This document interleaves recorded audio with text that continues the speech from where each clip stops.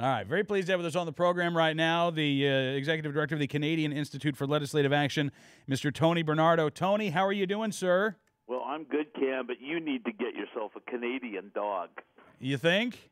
I think our dogs aren't scared of Bambi. Do they? Can a Canadian dog make poutine? Oh, sure, absolutely. Yeah? All right, because I'm That's sold. One of the things we teach them when they're puppies. I am sold. Any dog that can make fries, cheese curds, and gravy, I want. I want that dog. Absolutely. It's one of the great contributions to Canadian culinary excellence. You guys need to have dogs in Canada like at the ski slopes that walk around with little plates of poutine off their collars, like the St. Bernards and the little barrels of brandy. That's correct. And, you know, instead of having the little flask around their neck, they have a little deep fryer. Exactly. Yeah, you got it. Could you get me a meeting with Stephen Harper so we could discuss this? I think you probably arrange I that, think you Cam. probably have some bigger issues to talk about in Canada these days, including the demise of the long gun registry. Yeah. How is that coming along? It's coming along swimmingly.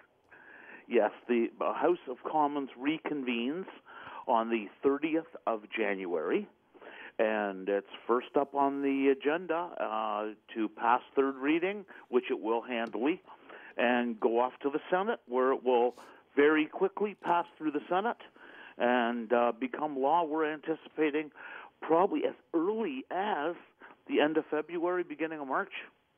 Wow. It's moving really quick, really quick. Now, I mean, if it gets delayed, we're talking about a delay of a couple of weeks. There's no danger of the gun registry sticking around. It's gone. Okay. Now, what's going on here? I'm reading in the Montreal Gazette that the Mounties, quote, with the and this is the Montreal Gazette. With the firearms registry on death's door, the RCMP are using what little time remains to reclassify, and seize certain scary-looking guns from Canadian firearms owners. They start talking about 22 caliber rifles, including one, the Army Jaeger AP80, which according to the Montreal Gazette has been singled out because it looks too much like an AK-47.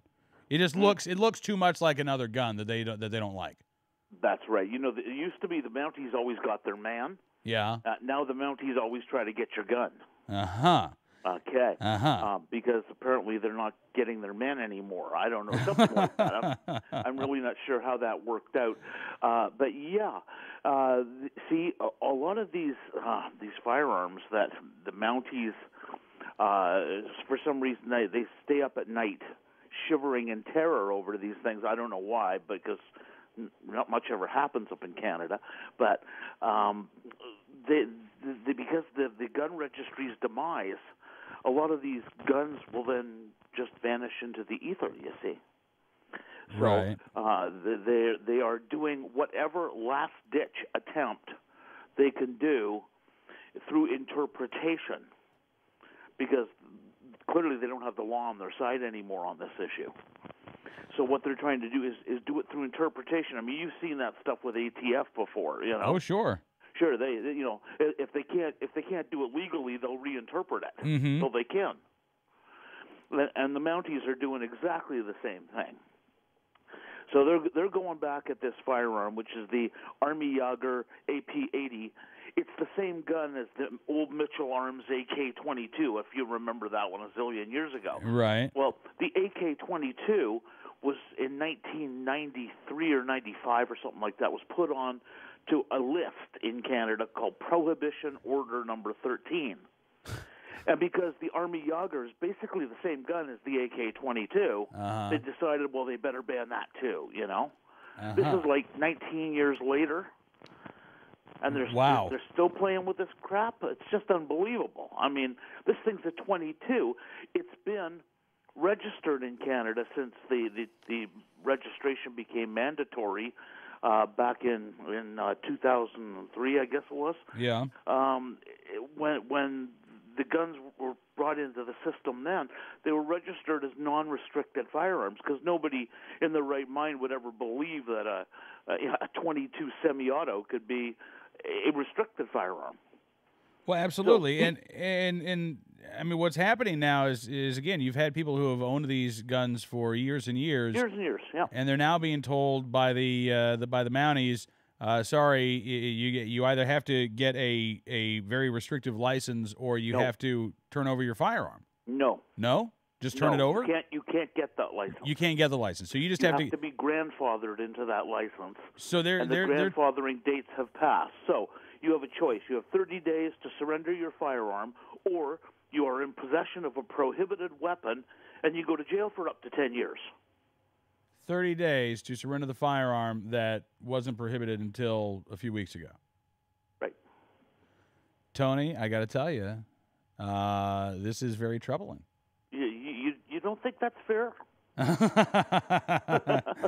I mean, it's okay because nobody here thinks it's fair either, and the Mounties are getting a pretty rough ride in the media, and there's a lot of people who don't even own firearms in Canada that are getting pretty PO'd about this, Ken. Well, this is really, really bad stuff when a police force can just arbitrarily say, you surrender your property or go to jail. Well, yes. I mean, certainly when you're talking about, it appears, you're banning firearms based on appearance. I mean, what about the M&P 1522? Would that be banned too? No, yeah, you never know, eh? I mean, as a matter of fact, I think it is. I think the M&P 22 is restricted. I think. But because it looks too much like an M16. You see. You guys got great dogs up there, Tony, but we do. horrible Our laws. Dogs brutal, yeah. As a matter of fact, a team of our dogs can hold off a polar bear. You know that. Yeah, I know, but okay. But it's a good thing too because we don't have any 22s to shoot the polar bears with. Good Lord! I mean, that's how the real men do it up here. Okay. What if anything can be done about this? Well, I mean, right now we're putting like enormous pressure on the minister's office to do something here because the biggest problem with this whole scenario that we're having here is when the geniuses wrote the Firearms Act in Canada, they never put in a provision in the Firearms Act of how firearms were to be classified.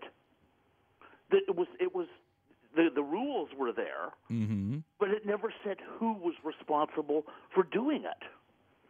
So what ended up was de facto the RCMP Firearms Lab wound up being the group in Canada that gave classifications to guns. Well, they made a terrible error several years ago where they classified a gun as being non-restricted. They sold it and then discovered, whoopsies, the thing had a full auto receiver, and now they had to start backpedaling on the thing. Yeah. And the next thing you know, these guns are now being put onto the prohibited list, and the government's being forced to pay compensation for it because the error was totally on the fault of the RCMP classifying the gun wrong. But they discovered that they could go back and reclassify something, and the only opinion that mattered was theirs. Wow. So now it's become a very, very valuable tooth in their mouth. Sounds like it. Something they can use and go in there and say that single-shot bolt-action 22 you got, well, we're going to prohibit it just because we say so. See, we discovered that you could, with a machine shop and a Buick full of steel, you could convert that to a full auto. And so, therefore, it's got to be banned. And therefore, it's got to be banned, you see. So, realistically, though, they're looking like idiots. This makes them look like fools. And it's not elevating their profile amongst Canadian firearms owners any. They look like stupid fools. Well, let's hope that they recognize that at some point, Tony. Well, the RCMP is really under pressure in Canada right now. They've done some things. You just do a quick Google search on it, and you won't believe some of the appalling things that the RCMP have been caught red-handed at doing in the last decade. Their credibility amongst Canadians is lower than it has ever been, and there's a movement, a grassroots movement across Canada to disband the RCMP. It's that bad. Wow. And it's not one or two people. It's tens of thousands. And the movement is growing. And every time they do something stupid like this, it gets worse. Well, listen, Tony, I'm glad you could be with us tonight, giving us an update from Canada, and I hope that we'll have you on again soon. Let us know. I'll see you at SHOT Show. Oh, fantastic. All right, I'll see you in a few days then. I'll be at SHOT Show and be bugging you down there in Las Vegas. Doesn't that sound like fun? That sounds like a fantastic time. We'll try to find some poutine in Las Vegas. If not, I'm sure we can find someone who can make it. Absolutely. There's got to be some Canadian restaurant there, right? There's got to be. Right? Hey. We can find it. All right, Tony, have a great evening, sir. We'll see you in a few days. Take care, Cam.